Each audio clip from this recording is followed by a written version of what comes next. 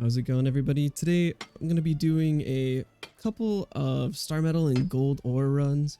We're also going to start down here. There's 4 lodestones here. They're actually just a random type of material that you can use for the later levels of stone crafting. So there's 4 nodes in here.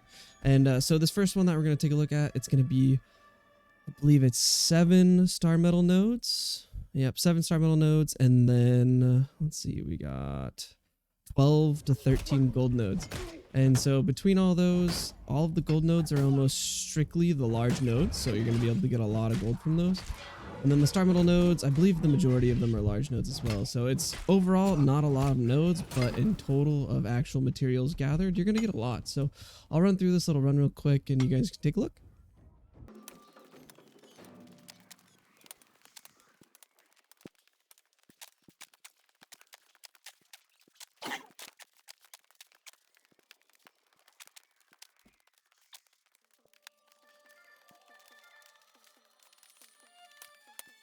So you don't have to go all the way up those rocks. You can just walk up this path right here. I just go up there because I want to start at the lodestones at the bottom. So we have our 3 star metal nodes right here.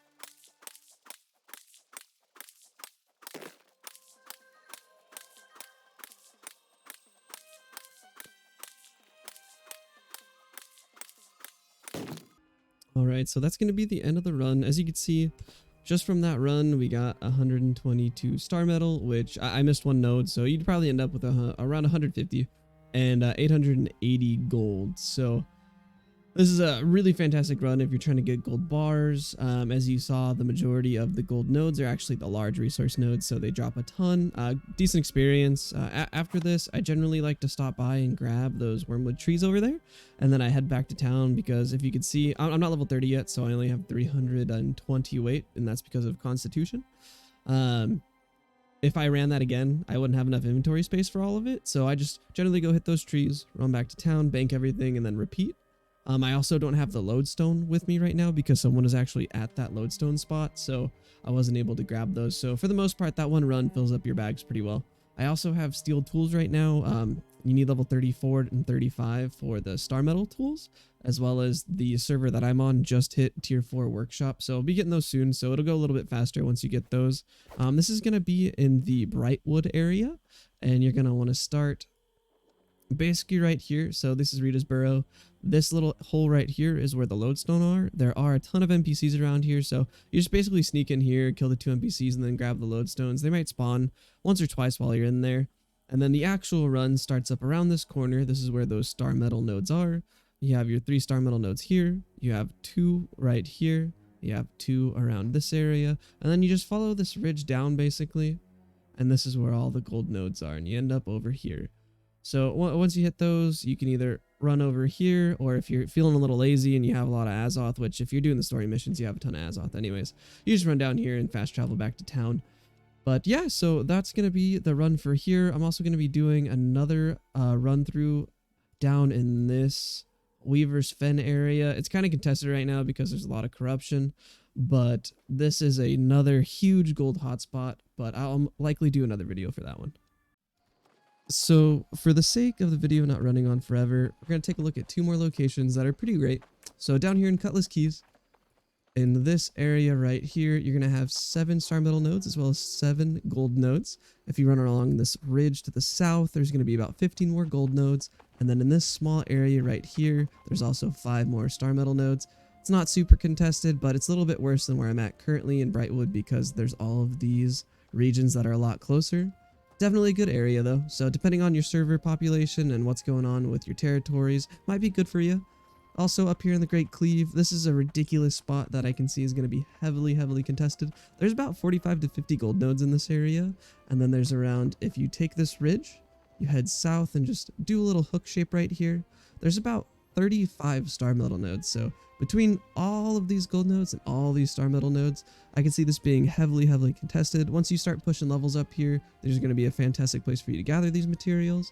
But if you're also just feeling a little risky, feel free to head up here and just try and dodge mobs basically. For the most part, when you're on the mountains, there's not going to be mobs around you. So this I could see being difficult, but to the star metal, probably doable. So these are definitely 2 other superb areas for you. Thanks for stopping by, guys. It's greatly appreciated. Hopefully I'll be able to do a couple more of these just with basically the resources that seem to be extremely important right now, you know, just because the games just came out. The workshops are lower levels, the furnaces are lower levels, so a lot of the times you can't actually make what you need to, but eventually once we get up to the higher levels and everyone kind of levels up the settlements and everything, be able to make a lot more high-level resource node gathering spots. I'll work on some harvesting and some logging later on, and maybe we'll take a look at fishing as needed. But again, thanks for stopping by. If you have any suggestions, feel free to let me know. It's greatly appreciated. Have a good one.